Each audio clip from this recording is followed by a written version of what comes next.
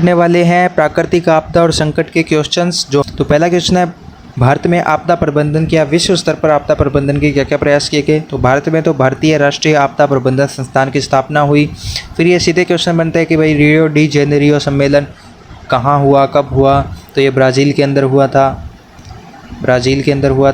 और 1992 में हुआ था। फिर ये याकोहामा सम्मेलन है, ये जापान के अंदर हुआ था, 1994 में हुआ था। फिर ब्राज़ील में भू शिखर सम्मेलन कहाँ हुआ, तो ब्राज़ील में हुआ। फिर जापान में आपदा प्रबंधन पर विश्व संगोष्ठी भी बनी। तो कुल मिला के इतनी सारी बातें हो गई।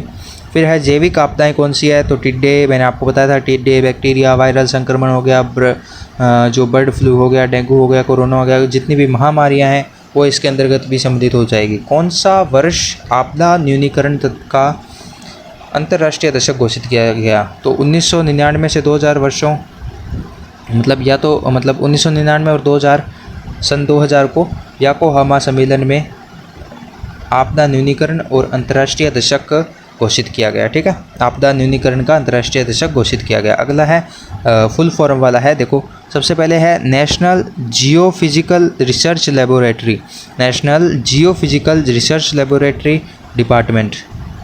ठीक है, इसका पूरा क्या हिंदी में इसका क्या होगा, राष्ट्रीय भूभौतिकी प्रयोगशाला।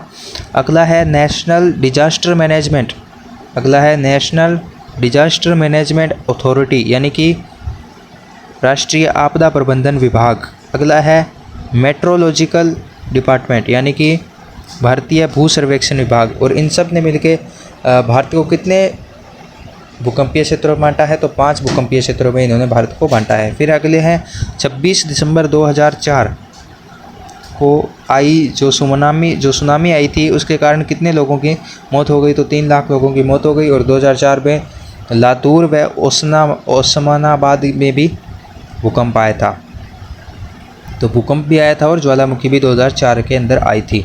तो ये जो लातूर व ओस्मानाबाद के नज़दीक कृष्णा नदी के साथ साथ एक भ्रंश रेखा विकसित होने से 2004 में यहाँ पे भूकंप आया था।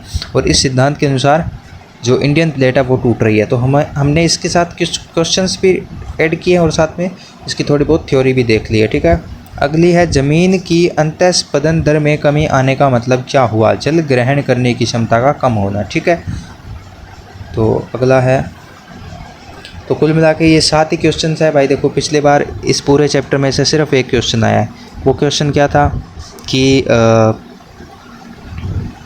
वो क्वेश्चन ये था कि निम्न में से वायुमंडलीय आपदा कौन सी है, निम्न में से वायुमंडलीय आपदा कौन सी है। तो भाई वायुमंडलीय आपदा, बर्फीले तूफ़ान वगैरह, ये सारी चीज़ें जो बिल्कुल कॉमन सेंस की बात थी। अब इस चैप्टर में आप कितना भी निकाल लो, ज़्यादा से ज़्यादा कुछ नहीं मिलेगा। ये 7 ही क्वेश्चन जो मैंने ढूंढ के निकाल लिए, इतने ही हैं। ठीक है, तो चलिए फिर अब इसके बाद में हम ह्यूमन ज्योग्राफी स्टार्ट करने वाले हैं। ओके।